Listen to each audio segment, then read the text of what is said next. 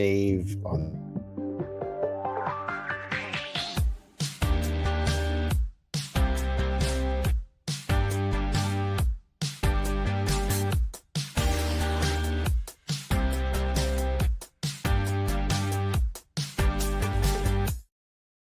Welcome everybody to Den Excelsior episode 186. I'm your host Ricky.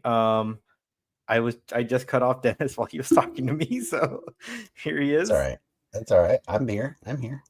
I was just saying that I usually shave right before the show, but since we switched to Tuesday, I forgot to do that, and so I just look a little. I have to shave for the show.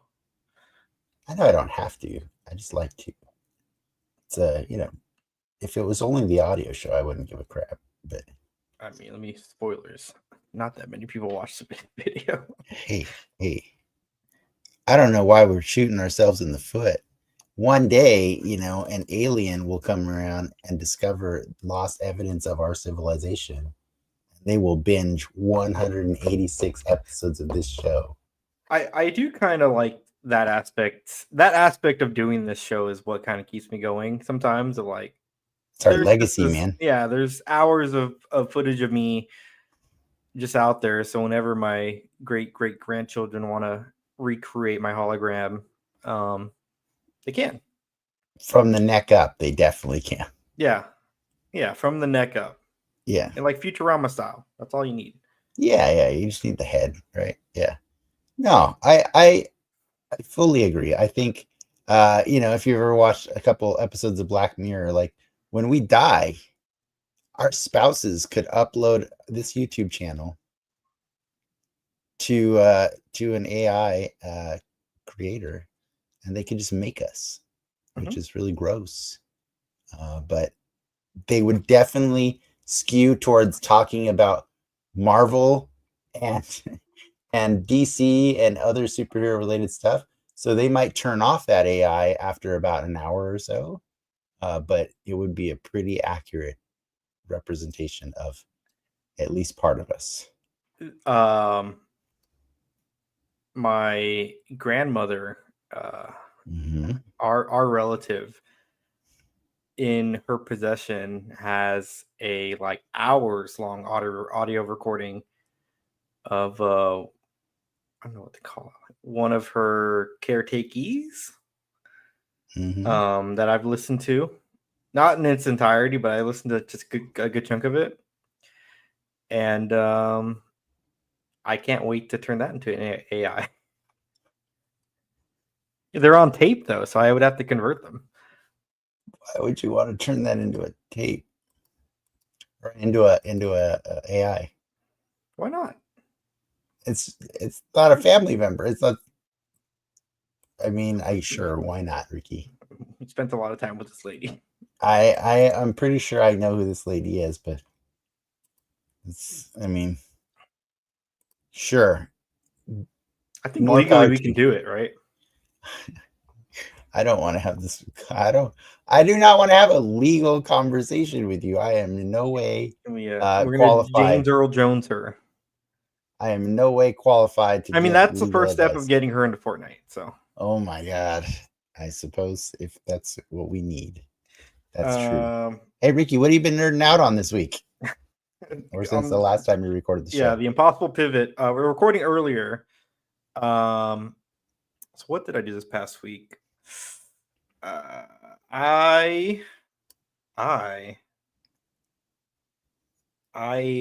want to know what I've been doing?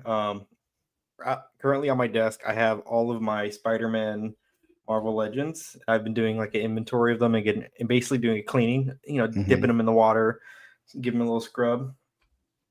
Can you guess how many Legends I have now? 32. I have 33. Dang, I was pretty good.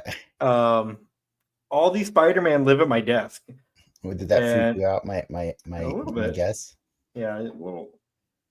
Pretty much, I have almost every Spider-Man for the past like 4 years, and then some. But my conundrum is, I took them off. All of them lived on my desk at my last job, I have subsequently been taking them to my desk at my new job, but I've been taking them one at a time. So you're just bringing one in your pocket every day? Yeah. Like every other day, I'll just like slip one on my desk. And some people, they've obviously started to notice because there's an army of men on my desk already. But do they think you just go to the store and buy a new one every day? I don't know what they think. They just keep showing up. That's pretty cool. So you can go in for a month. I literally can't go for a month. I'm spacing it out a bit more, but during this time of the cleaning, I repose them, right, get them to something I like. Yeah. Change out some accessories, and then bada boom, bada bing. They have a new life on my desk. So that's pretty cool. That's what I've been nerding out on. I respect it. I respect it. That's a cool thing to be doing with your workspace, and a weird social experiment with your coworkers. So yeah, I mean, it's definitely not the weirdest thing on desk in that office. For sure. What is?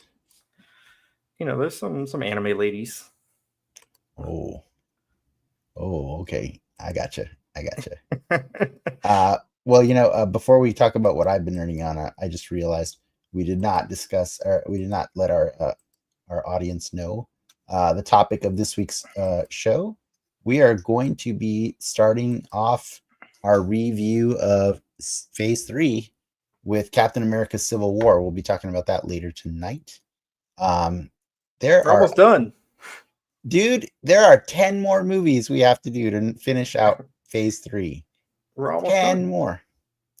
We have 10 more weeks of this that we have to do. Relatively, I mean, it's going to take longer than 10 weeks. It's going to take way longer than 10 weeks. That's what I'm saying. We have 10 weeks of content that we have to do at some point. That's all I'm saying. We're good for the year. I think we're good for the year. I think we're going to have a lot of stuff to talk about this year. But at least 10 of those weeks will be more movies in the MCU.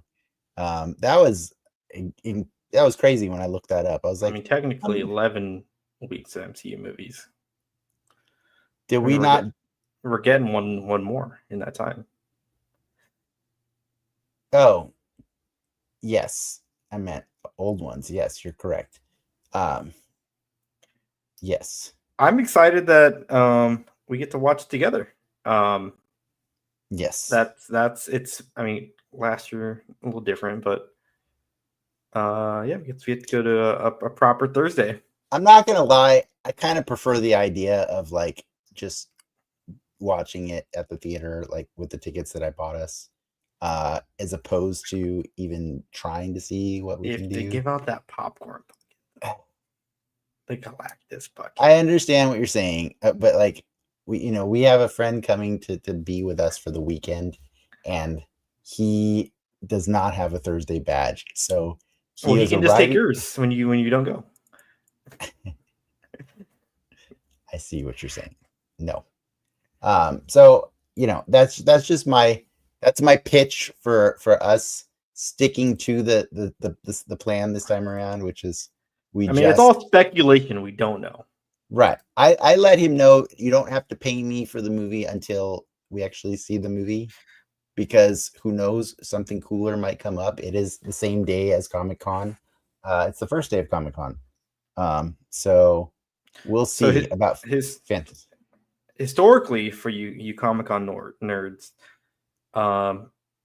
if a movie's premiering around the time of Comic-Con, Mission Valley is the theater you want to go to. Mission Valley AMC. That's usually where people who are in movies will go to say hi to people watching their movies. That's funny. I've just on the Thursday of Comic-Con. I've seen this awesome TikTok recently. It's like a guy who goes around reviewing all the theaters in like Southern California, and he's like, there's a scathing review of the Mission Valley theater. Oh, it's a shitty theater. Yeah, I've been to every theater in San Diego.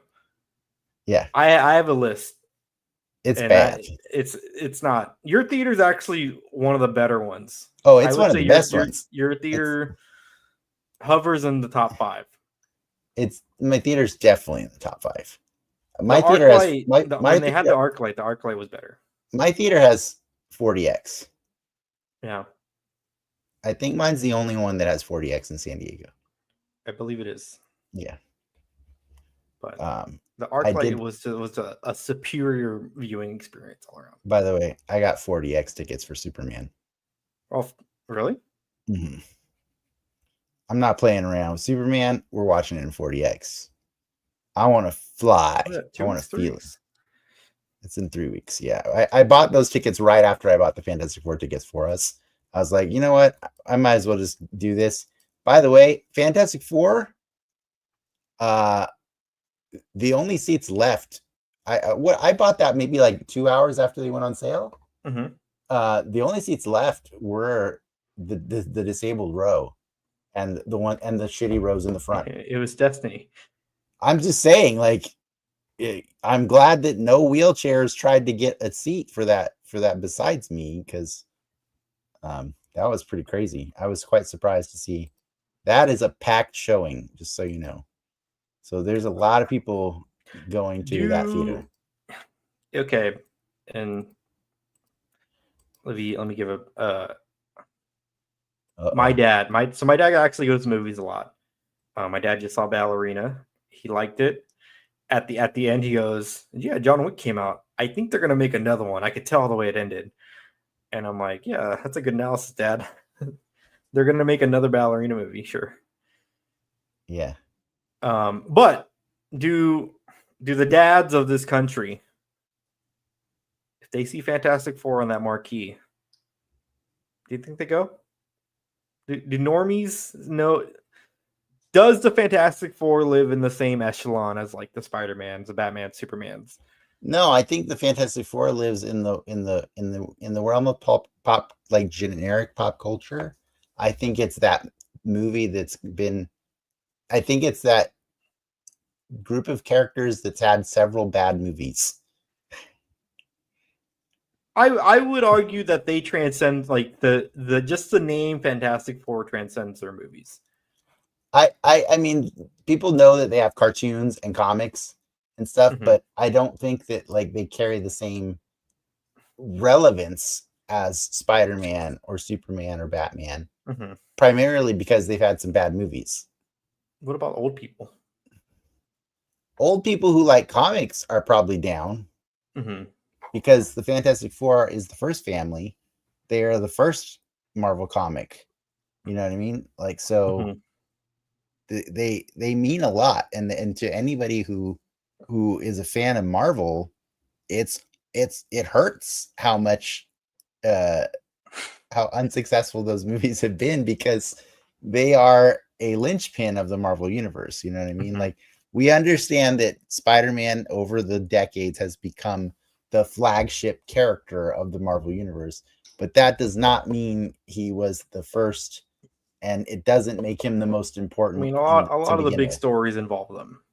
Yes, exactly. So, I mean, they're even in like Spider-Man's first story. You know what I mean? Like in Amazing Fantasy number 15, I think, is that? Or no. I think Spider-Man number 1. In Spider-Man number 1, it's the Fantastic. Yeah, Amazing Spider-Man number 1. The Fantastic Four are in that book. You know, so like, I want them. Well, even Fantastic Four 15, right? Or right? Because he appears in Fantastic Four first before Amazing Spider-Man 1, right?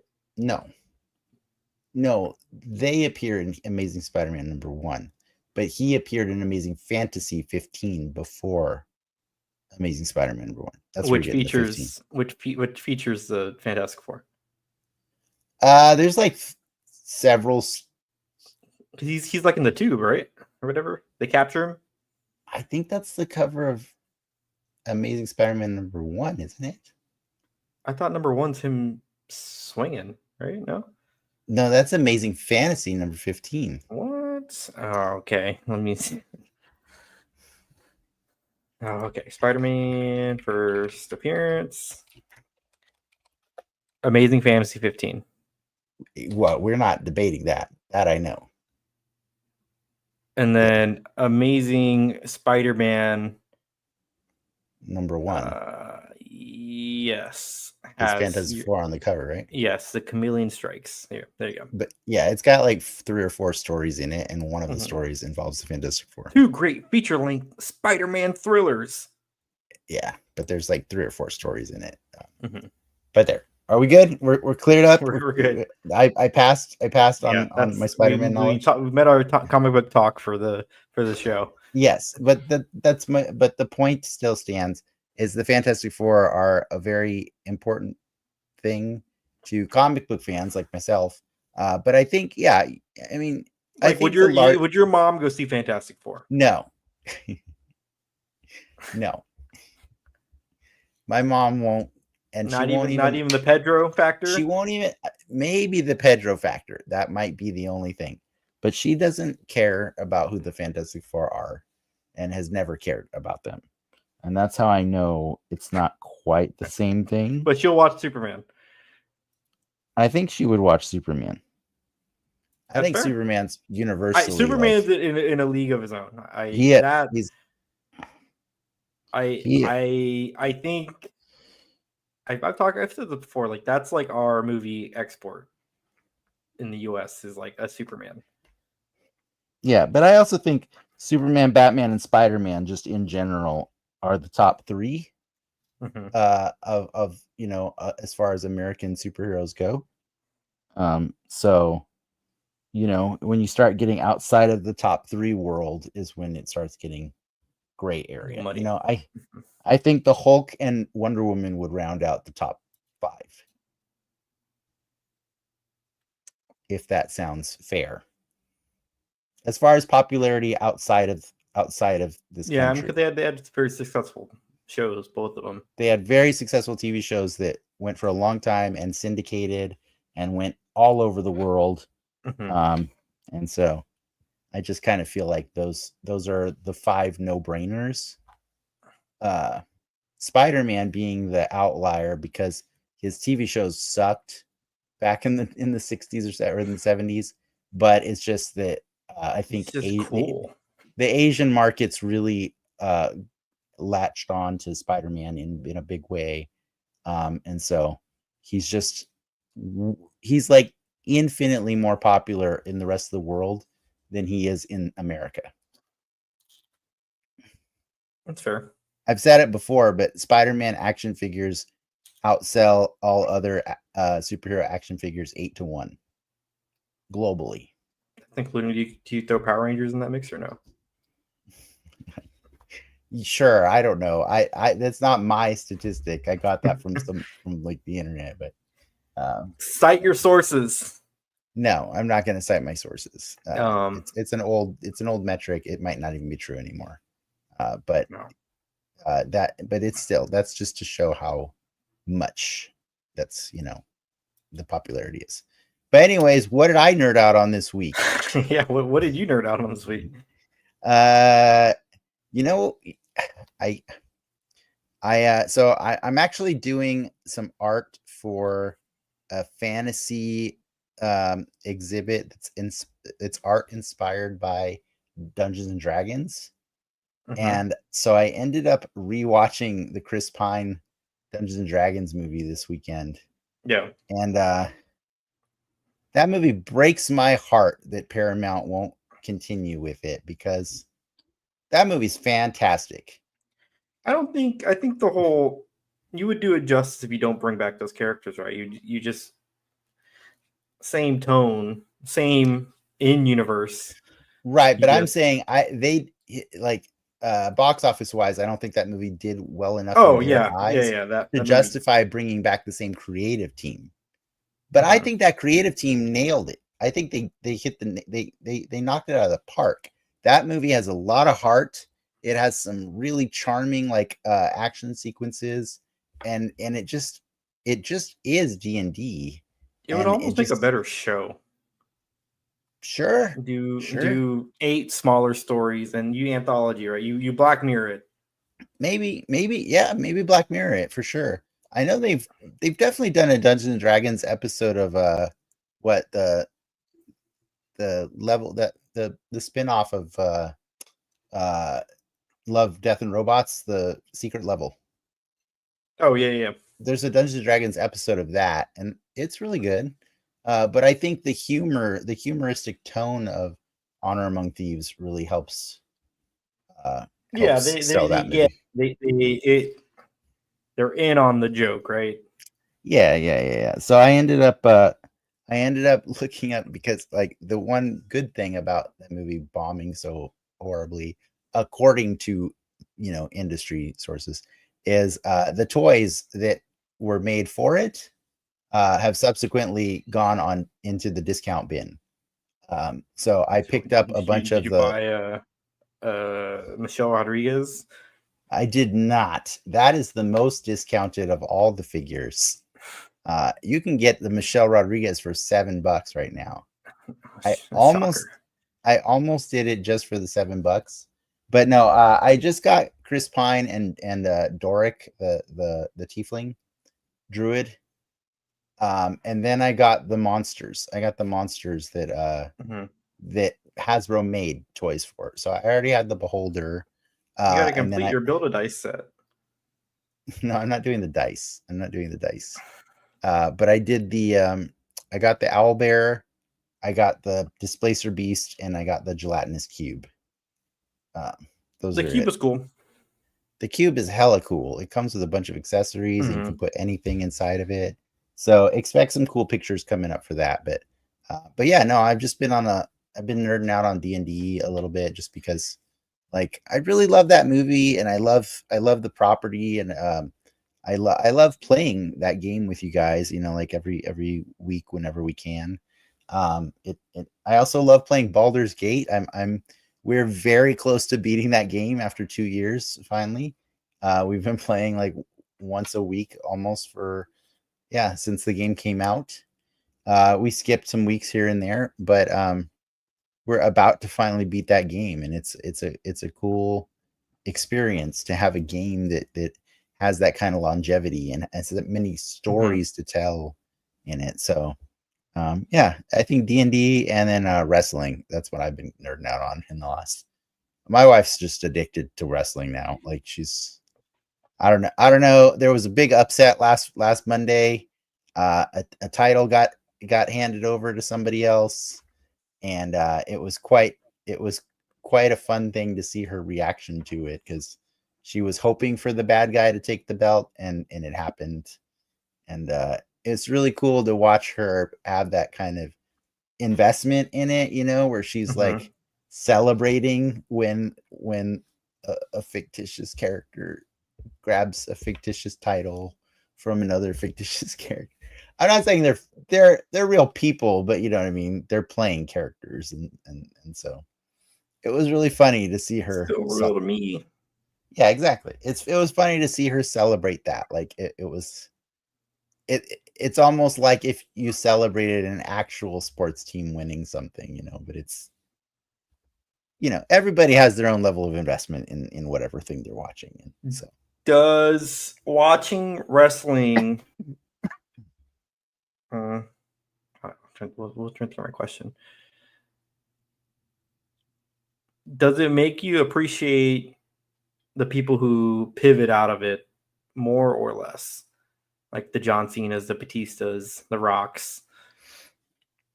It doesn't make me appreciate them anymore. I've always known wrestling is a performative art, and I've always appreciated it for that.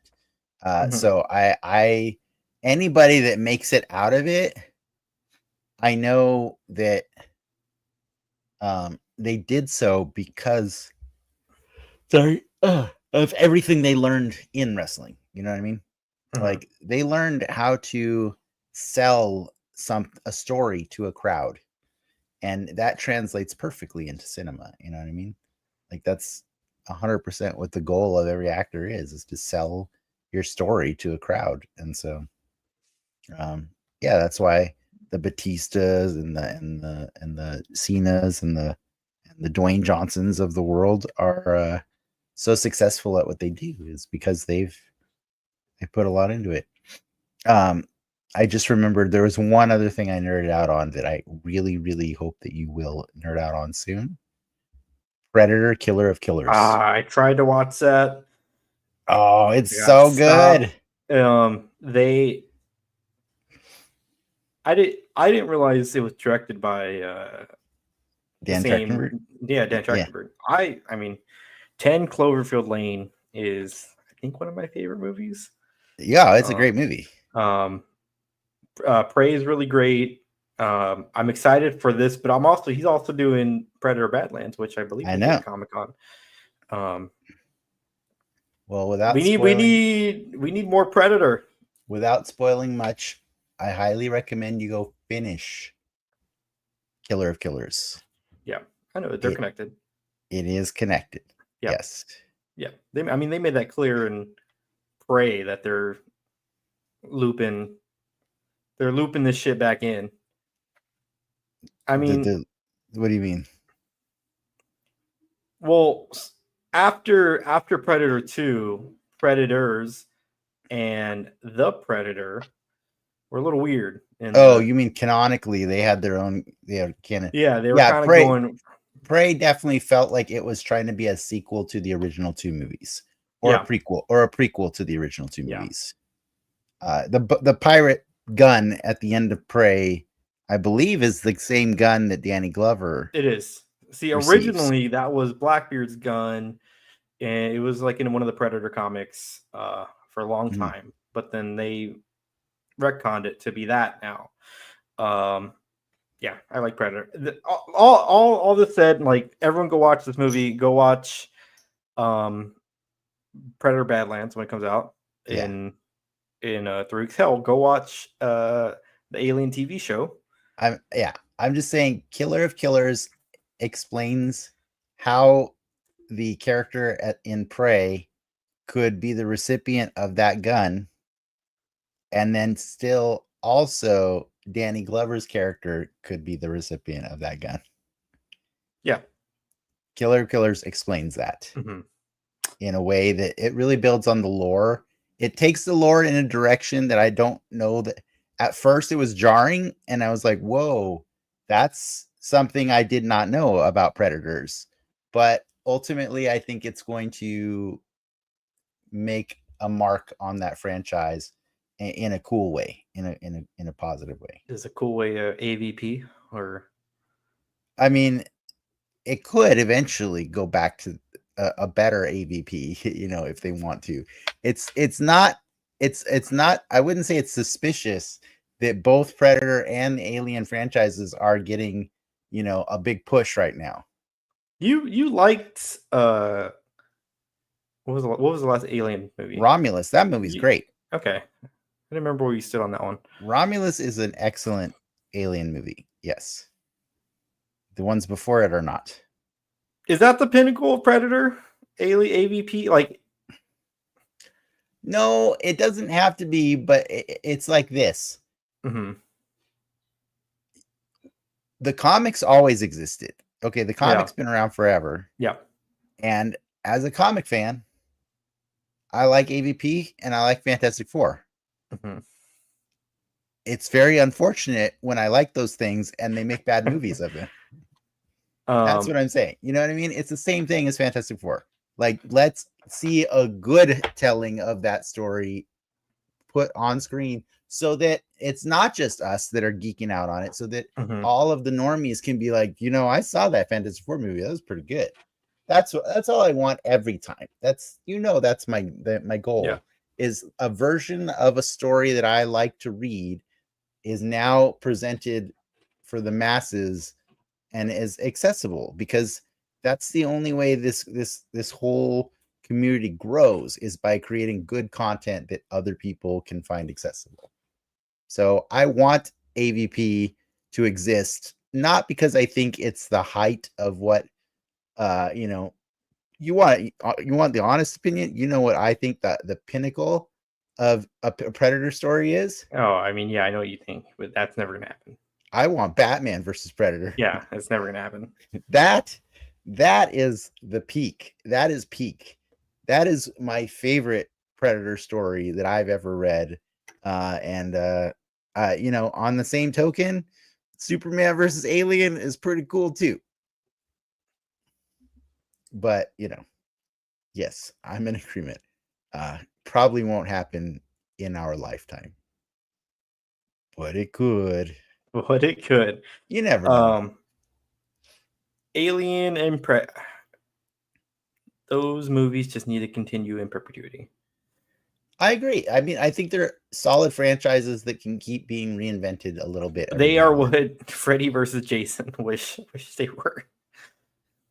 Yeah. I mean, I think the problem with Freddy and Jason is that they spend so much time trying to make us care about the characters. You know what I mean? And I think the Predator is it's a good Predator story and a good Alien story is like, can you just care about one character and accept that they're surrounded by a bunch of shitty people that'll probably die?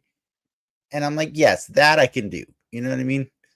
But like, I don't know, something about I know that's the same kind of formula for Freddy and Jason, but like, it's just too much talking. It's too many people that yeah, there's not enough Freddy and Jason in those movies. Yeah, exactly.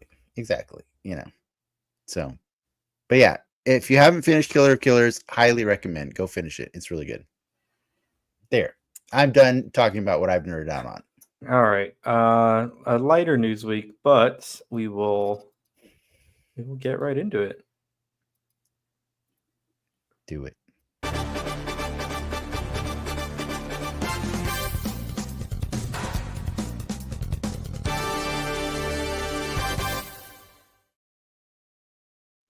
All righty. Hot off the press. DC Studios next movie after Supergirl, which is next year, I believe, is Clayface. That movie got fast-tracked. It got written. Has a director, James Watkins, and now it has a lead, Tom Rise Harris. Wait. Mike Flanagan's not directing it? No. He's just writing it? Just writing it. So the Speak No Evil director, James Watkins, is directing the movie. And Tom Rise Harris, he's from... It looks like he's currently on an Apple TV show called The Return. He's also in The Gentleman. British actor. Yeah. I know who you're talking about. That's your Clayface. He's in those car commercials too. I think he is in those car commercials. The ones where he like drives a super expensive like car. He looks like a younger Michael Shannon. I kind of see that. I got eyes. You got the eyes. Yeah. Okay, so he's Clayface, huh? I'm a little bummed that Mike Flanagan's not directing it, but I'm still okay with this. I'm okay with this. Yeah. I'm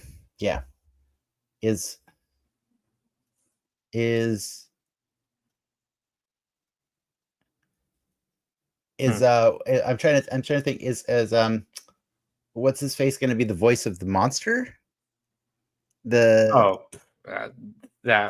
we might find Alan Tudyk. at San Diego Comic-Con.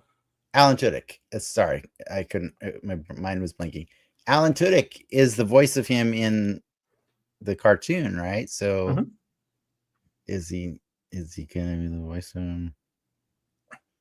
You're asking questions I don't have the answer. Come on, man! Report of the news. You heard it here first. He is. Nice, excellent. Okay, that's cool. Weird. It's weird, but like we've seen weirder. So cool. Clayface, fun character. Batman shows up, beats him at the end. That's all I want, is to let Batman show up and beat him at the end. Like, that's... Do you know how much better the Joker movies or Catwoman or any of those movies would have been? Craven, like, if the superhero showed up and beat him at the end? Yeah. Like, just like do Rogue One style. Vader. Yes. Exactly like Rogue One. That movie. I'm not saying Rogue One would be a bad movie without the last scene, but I'm saying that last scene, It's a better movie with it. Yes, it is, right? That's all I'm saying is Spider-Man. Spider-Man should have showed You know up how in like all of those movies. Rogue One had like a very notorious like extensive reshooting process. Again, it was the first not the first, but first live action non-sequel series, right? I guess we'd call it own thing. And I guarantee someone's like, man, this movie kind of sucks. You know, it'd be better. Darth Vader shows up at the end. And it was a better movie.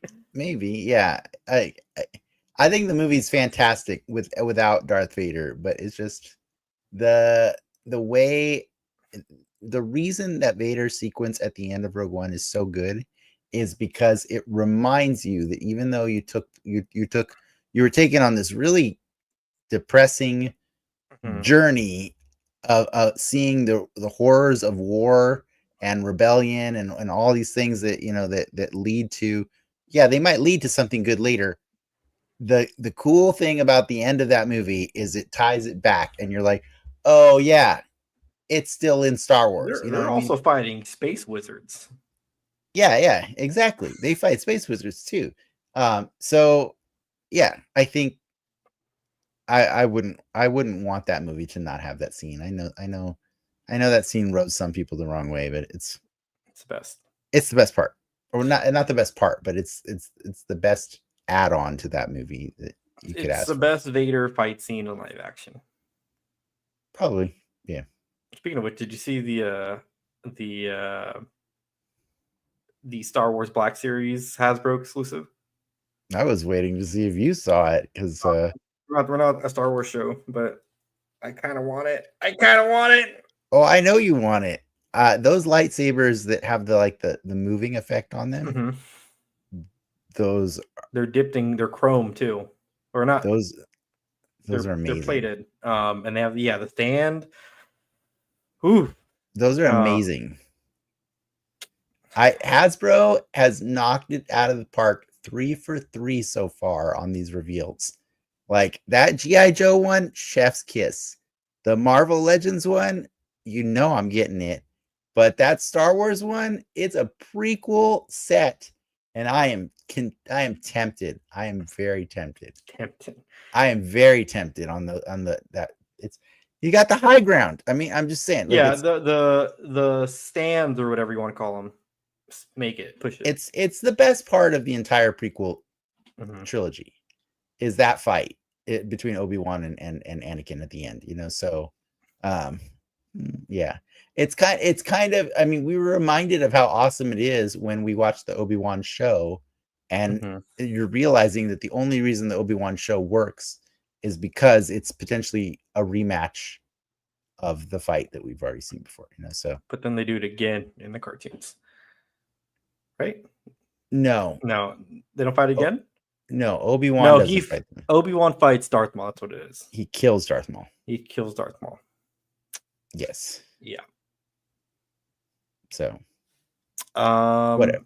Yesterday was 616 day. And I feel like nothing happened. Fantastic Four tickets went on sale. Okay. All right. Was there a new trailer? There was a Little Caesars Pizza Hut spot for the Latin American audience. So it's a Little Caesars. There's a Little Caesars ad in Spanish highlighting the Fantastic Four tie-in pizza, which is a regular hot and ready with 2 slices of each cheese, pepperoni, sausage, and jalapeno. Why are you promoting the pizza right now? No. Because in this Little Caesars commercial in Spanish, they show Gargantos, right? Or the Giganto? What's the first issue? Monster. No, not Gargantos. Gargantos is the creature that. That's Shumagorath. Yeah. Yeah. You're talking about the Giganto. They show Giganto. So that our first look at Giganto So that means comes from. That means Mole Man is confirmed. Oh yeah, that was confirmed a long time ago. Was it? I don't think it was confirmed. I mean, they literally left a bunch of shit in a cave from filming. And at Comic-Con last year, the maps they gave out have Subterraria. I wasn't at the Comic-Con panel. Sorry. Okay. All right. As long as we get Mole Man, I'm good. Now I'm on board. Now I'm set. Now, see, you said tell me Mole Man's official, and we're good. You was your make or break in this movie? Yes, he was. He was my make or break. I wanted Mole Man. Because like the only time you can get Mole Man, look, we all know that the end of this movie is them joining the MCU proper. And I'm sorry, but Mole Man is too hokey to exist in the MCU proper right now. Like that story is so far advanced, like so far down a rabbit hole that it would be really super awkward if Mole Man just showed up in the MCU. You know what I mean? But he could be in their weird, silly 60s TV land kind of universe. If Mole Man doesn't have the glasses. Oh yeah, he's got to have the glasses. I'm walking out. Okay, I want you to walk out if he doesn't have the glasses. I'll walk out. Do it. That's your. I'm gonna be pissed for Ant-Man. He needs to have the glasses. Okay, got it. Noted. You heard it here, ladies and gentlemen. Matt Shackman. If he doesn't have them now, go fix it. He's quickly editing the movie right now for this because of this podcast. It's happening. Yeah, you'll know. When you see it, you'll be like, that's my fault. I did that. Yeah. I'll share the link with you here, but you got any other news? That's all the news. That's all the news. All right, cool. Let's do it. I want to see it. Wait, what about the Herbie toy? Did you not? There was a new Herbie toy that Hasbro's releasing. Was there? Yeah.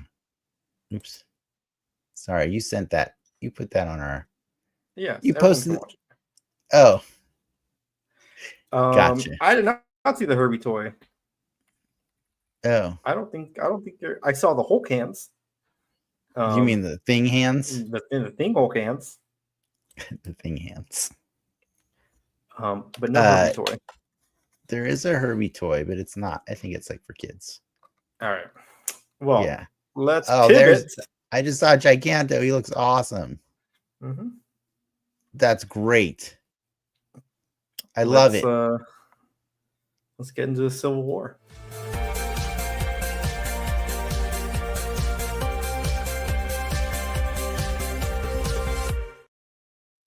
Captain America Civil War. 2016. We're getting close. Directed by the Russos. Starring pretty much everybody. Pretty much everybody. And Spider-Man and Black Panther. Yeah. Mark Ruffalo and Chris Hemsworth didn't get the call, but everyone else did. Here's your Herbie toy, by the way. There you go. There's your Herbie toy. Oh yeah, I see. We alluded to it last week, but tell me why Cap was wrong.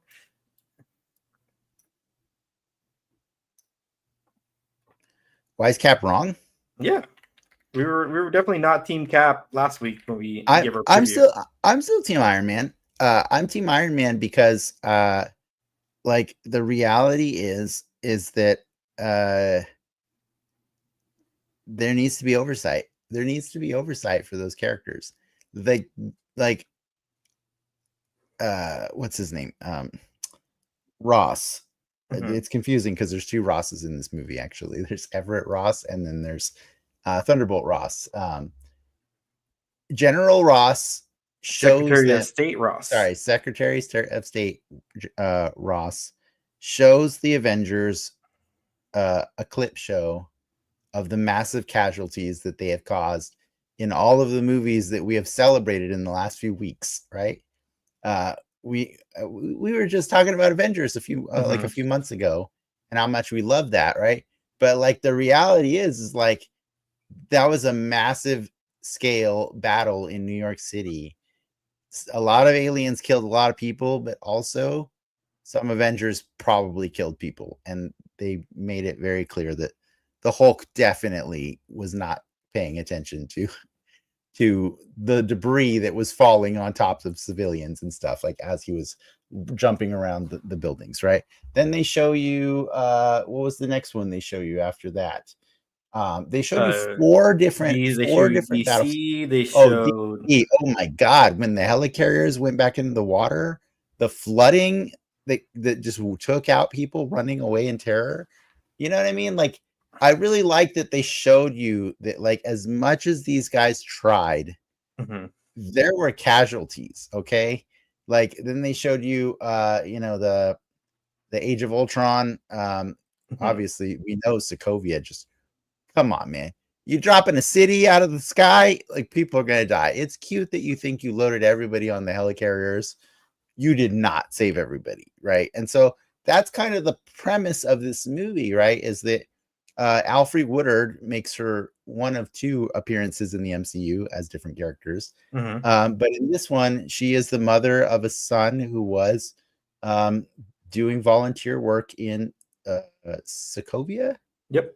Right when it happened, and so she makes Iron Man, and granted, Iron Man already feels bad about a lot of things that went down recently because Ultron was his fault, and in his attempt to shield the world. So Iron Man's in a low point right now in the story. Also, Pepper's left him, or they want space, right? They want some time apart, and he's doing a lot of self-reflection, and he's realizing that as much as this Avengers thing has been really fun and cool and kick-ass, like it's dangerous. It's dangerous for the people they don't even know, that they don't ever get to see and talk about. Like they affect so many people's lives without ever even being held accountable for it. And I think that is where I'm Team Iron Man, because I believe that there should be accountability for the actions they do. Yes, I know they're fictional superheroes that are doing all kinds of crazy, fantastical things, but like if they're going to be role models, they should be able to answer for their actions, right? And I understand. I truly do believe that Steve's heart is in the right place when he resists the way they're going about it. So I think in principle, I agree with Iron Man more than I agree with Steve, right? Because I mean, obviously the way the Sokovia Accords are being presented, it's like, the UN will deploy the Avengers when we see fit, blah, blah, blah, and all this stuff. Yeah, that's not necessarily, it's not very clear cut. It's not very fleshed. Like, we don't understand the rules. And we also don't understand, like, Cap's concern is that it's run by people, and people have agendas, and those agendas can change, right? And so he's not wrong there. But what that tells me is that group just needs oversight also. Like, I think checks and balances, Who right? watches the Watchmen? Exactly. That's where I can still fundamentally agree with Iron Man. And then also, dude killed his parents. Like, dude killed his parents. That's like the extra, like, cherry on top that you find out at the end of the movie, is that Bucky killed Iron Man's parents. And at that point, Iron Man just doesn't even give an F. He's just like, I don't care, man. He killed my mom, and like, there's no reasoning with him at that moment in time. And so, I think that's why it's a hard movie to call a Captain America movie, because I think this is a better Iron Man movie. I think it's a better Spider-Man movie. I think it's a better Black Panther movie than it is a Captain America movie. I will agree with you there. The shortcoming of this movie is that you you should you almost pigeonhole the narrative to be about Cap. I don't think it's a bad choice, but when you're playing with the chips that you have, I think the actual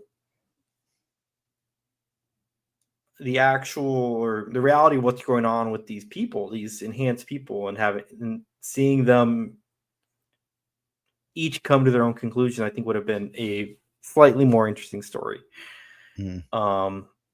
You know, of you kind of get it, but you kind of don't, like, just to, like, see him. I think, like, honestly, the best part of this movie for me is like probably the first 30-40 minutes, like pretty much up until the explosion at the in Vienna, where it's a lot of like dialogue, and that's almost like kind of cheesy, right? But where they're really like going in and with each other, like, hey, They're treating it like they're real stakes, and they're treating it like adults, right? That's like, yeah, and like, God, one of my favorite scenes of that movie is when they go to Peggy's funeral, and yeah, Nat shows up there, and Cap's like, oh, I can't be persuaded, blah blah blah. Well, why else are you here? And she's like, well, because I'm a friend. Like, I just didn't if want you to be alone. mhm. Yeah, And yeah, it hammers in the emotion behind their decision they have to come to themselves, and how they, at the end of the day, they all still want to do good, right? They're all trying to be good people, but yeah. it's about how you go about it. And I think if they would have just leaned a bit more into that, probably would have been probably like one of the better MC movies for sure. Yeah. By the way, I do also think it's a better Black Widow movie than it is a Captain America movie too, because I think that scene that you just talked about and a few other ones really sell who she is as a character better than previous movies have. Because, like, when she's trying to convince Steve to just sign the papers, because she says it's better we stay together Mm-hmm.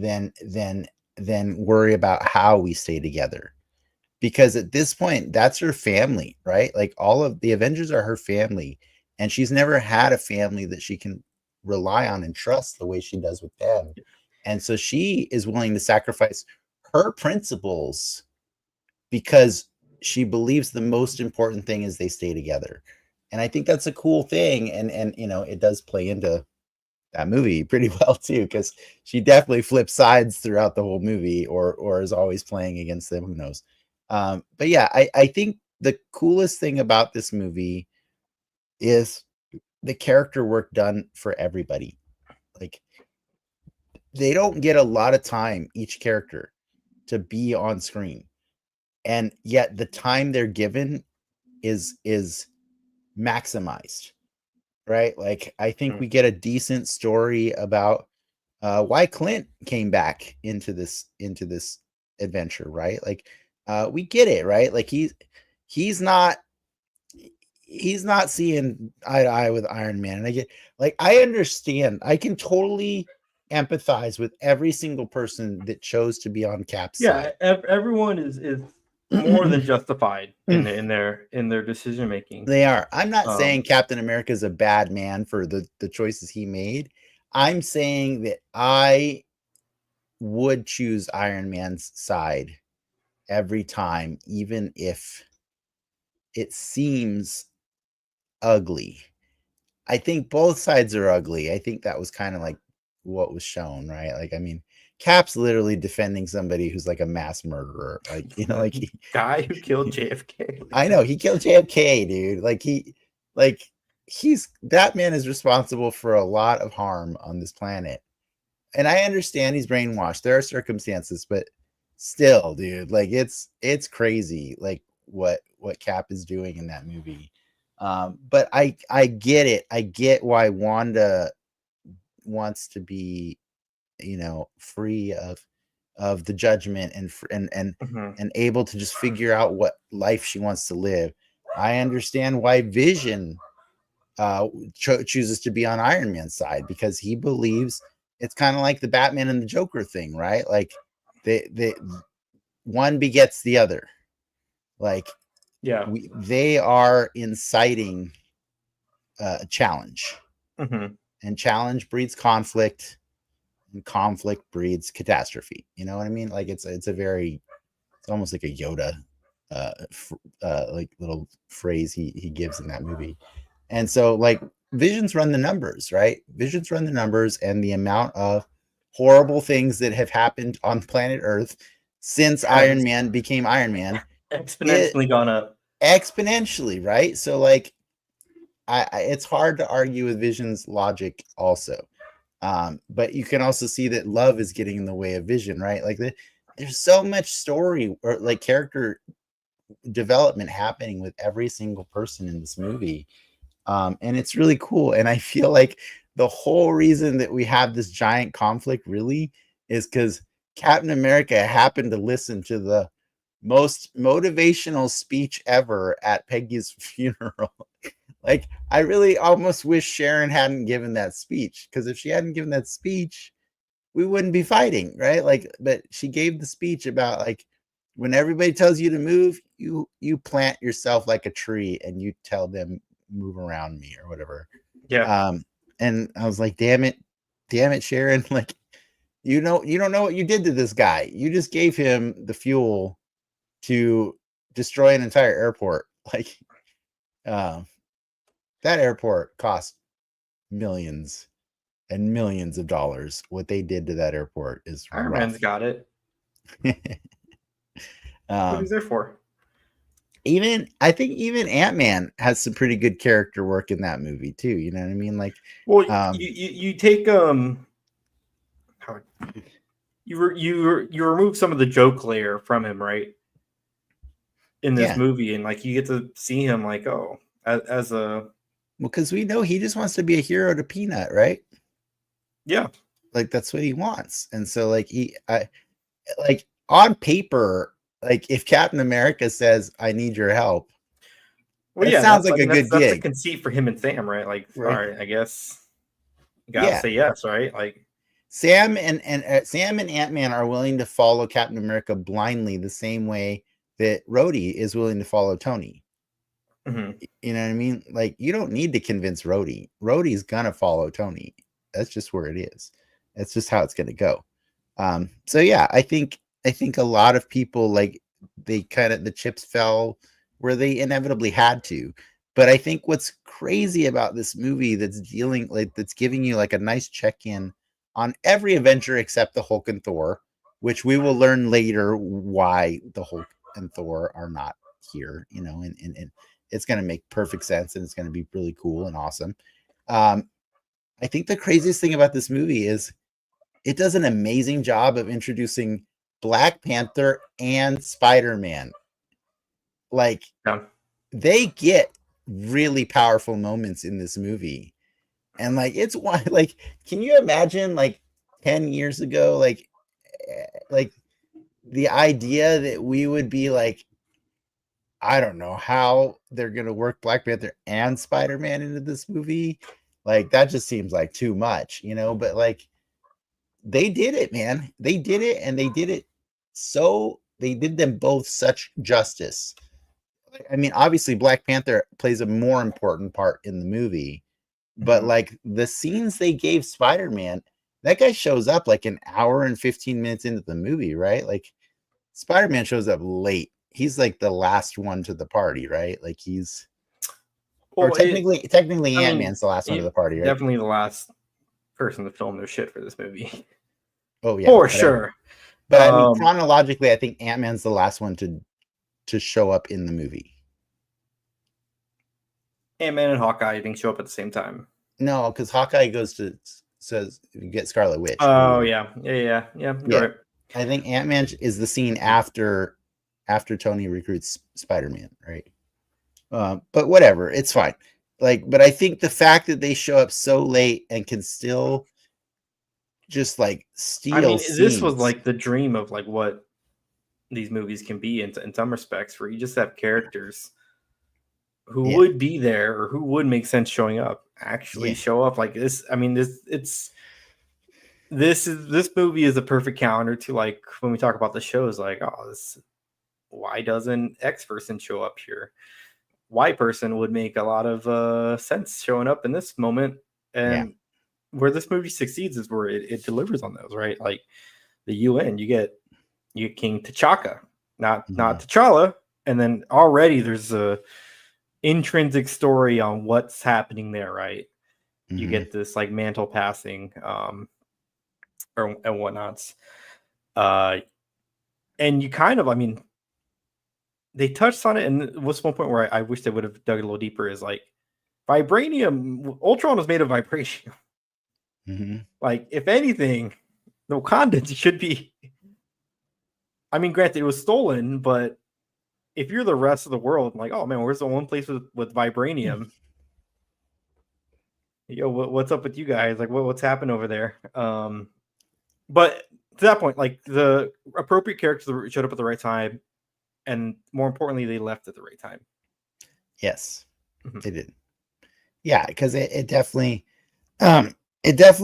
slims down the character count at the end of the movie so that it can be it can return to being a personal story between Tony, Steve, and Bucky, right? Like, but also there's a side personal story that's happening between Zemo and T'Challa, right? And I think that's the sweet spot, right? Is those 5 characters really become the focal point of the movie, and they have their own challenge, their own conflicts in their own way, and I think it's really cool that Zemo never actually puts on the mask in this movie, never actually does a lot of Zemo things that I would expect him to do. But I think at this point, what this movie had done for me is this movie had made me so confident that these toys can play in perpetuity, that I wasn't even mad in the moment that Zemo wasn't being all the Zemo things I needed him to be, because I was like, Zemo's gonna come back because Black Panther didn't kill him. You know what I mean? And so, like, it made me, I think this was the first time I was really fully sold on the wildly different direction of the MCU, and feeling like, all right, I'm not going to say you're necessarily as good as the comics all the time, but you're pretty damn entertaining, and I'm down to see where you go. And I think, like, while I had feelings about, like, I wanted to feel like that many times before, I think the wild absurdity of all this movie, and knowing that this was a Captain America movie, but practically every Avenger was in it, was just crazy, you know? And they were fighting each other, and they were doing battles and like chasing each other in the Germany, like in Germany, like on a highway and stuff. You know, that's all practical effects, that scene. Yeah. That's amazing. That's amazing. But yeah, I think this movie had so many cool action sequences, so many cool cameos, or not even, they're not cameos. It's probably the best Avengers movie. I don't think it's the best Avengers movie. I think it's one of the most fun Avengers movies. I don't think it's I think Infinity War is the best Avengers movie. Like, Infinity War and Endgame together are a pretty powerful thing. But I do think that this is a really fun movie that just unfortunately is called Captain America. Like, I don't think it's a good, like, I don't think it's a great Captain America story. I think it's an okay one. I think it's a cool thing that it ends with him realizing he doesn't need the shield to be Captain America. I think that's a choice. I disagree with that choice, but it's okay. It's okay. Like, the Bucky stuff, like, the weakest part of this movie, I would say.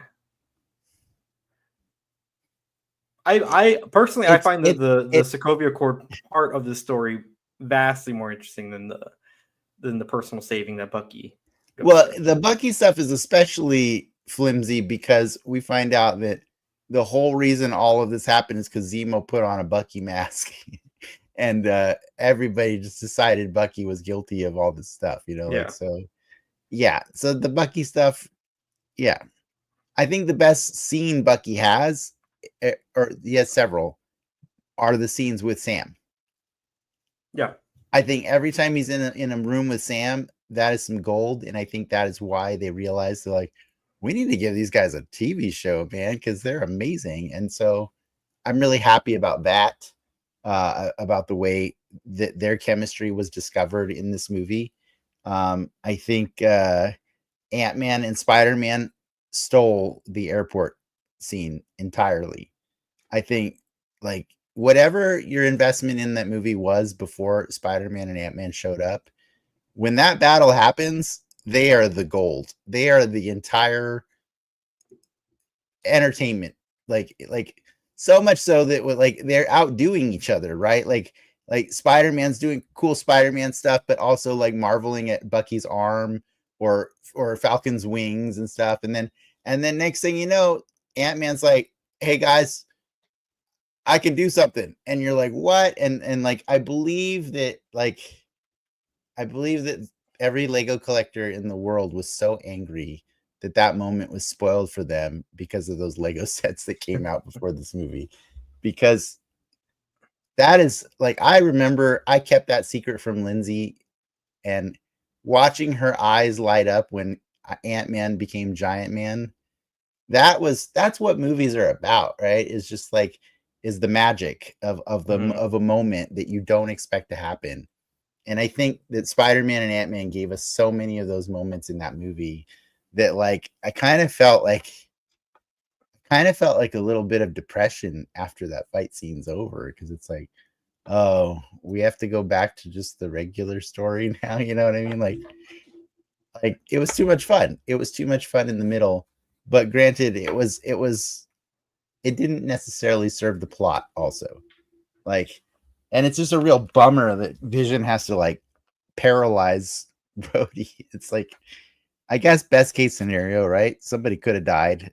Like that would have been worse. He gets cool legs. He gets cool robo legs. No, he doesn't. An alien gets cool robot legs. That's an alien. At the end of the movie, he's in the robo legs. That's not him anymore. That's him. No, it's not. Yeah, it is. When did they say the switch happened? In the hospital. We learned that later in this shitty Secret Invasion show, that actually in the hospital in Germany is when the switch happened. Oh. So the alien was faking. The alien was faking being paralyzed, which is that's scummy alien. I don't like that. That's gross. It's James McAvoy. You know what I realize is really gross about that is Iron Man put millions of dollars probably into this experimental device to help nurse Rhodey back to health. And it turns out the alien's just faking it the whole time. I mean, does that make Iron Man shittier if Iron Man health tech couldn't like suss out a scroll? Or did that make scrolls better? It makes it worse if Iron Man then turned around and sold that technology to healthcare industries on the premise that it worked and saved his friend. But again, that's Alien's fault. I hate Secret Invasion. It ruins things. It just ruins. It takes the fun out of it. You know what I mean? The scene with I know it's not him, but that Sam Jackson scene with him and see him and Rhodey. See, does a lot of work. I know it does a lot of work. That, yeah, feels a little scummy. It's scummy, right? Yeah. So that was in my head when I was rewatching Civil War this weekend. I was like, this scene is tainted. The scene is tainted with knowing that, yeah, that's I think the one time ever that the Marvel retcon made something worse. You know what I mean? They're really good about going back and rewriting history, but like this one made it worse. So, but anyways, I love the way this movie ends. I love the Tony Stank of it all. I love that Cap goes back to the raft and frees all of his people, and now they're the secret Avengers. You know, and he also tells, you know, that's the part that really annoys me. He tells Tony, if you ever need me, I'll be there. Mm-hmm. And what bothers me is later in Infinity War, when the aliens are coming and Bruce is like, you got to call Steve. And Tony's like, nah, we're not talking right now. And it's like, what? Like, what? Dude, it's aliens again. Come on, man. Pick up the phone. And so, yeah, so I can't always relate to Tony in most of the movies. He's a very unrelatable character because he's just operating on a different wavelength than the rest of human beings. But I can relate to him in Civil War. And I think that's why it's such a strong Iron Man movie and it's such a strong everybody else movie except maybe Steve. But not to say Steve doesn't have best moments. I don't know if you know this. Tom Hiddleston has said that even though he's not in this movie, it's got one of his favorite MCU moments. Do you know where it is? No. It's when Steve holds the helicopter. Oh, with the bicep body curl. I am impressed every time I see that scene. And I remember when I looked over at Lindsay, who's usually not one for the buff guys, like that's not normally her thing. Case in point, look who she married. But I saw her in that moment when we watched that movie, and she was quite flustered by Captain America bicep curling a freaking helicopter. It is an impressive act of superheroism to see that. That's like a Superman level kind of thing he's doing. Like it's pretty cool. Yeah, it's a cool scene. There's a lot of cool moments Cap has in the movie, but yeah. Other weird side note, I know because we're running late on time. Did you freak out when you saw Jim Rash at the MIT backstage? I didn't freak out. I mean, I knew the connection there, the community connection, and he's coming back in Well, no, Ironheart. that's what I meant. Did you put two and two together that it's the same? He's playing the same character when you saw the Iron Man when Ironheart trailer. Yeah, Riri goes to MIT. Yeah, I forgot. I just forgot that Jim Rash had already been established as a character in this universe, and it's so funny that he's reprising his role in the same way that like dude from the Hulk ended up being like Peter's teacher in several Spider-Man movies. It's just wild and random. Like they maintain a consistency though. Give them credit. They lock you in. I know, right? They lock you in. By the way, Jim Rash, Academy Award winner. I just want to point that out. Really? What do you win an Academy Award for? He wrote The Descendants.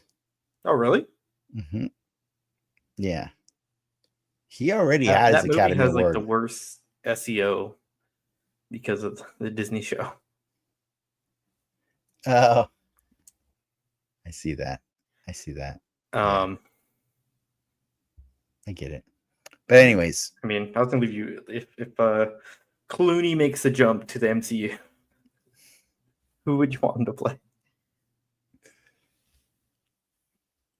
Would he be a bad Professor X? Yes. I don't want George Clooney as Professor X.